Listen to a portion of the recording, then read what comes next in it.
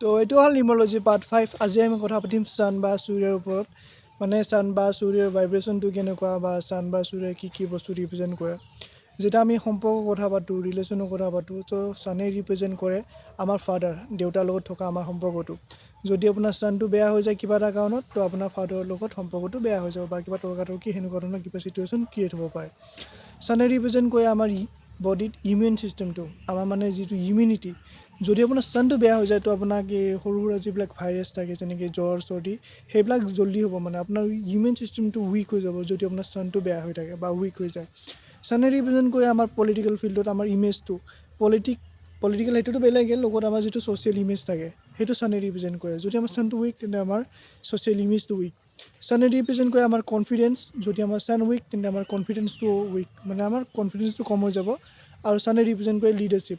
যদি চান week, leadership skills week.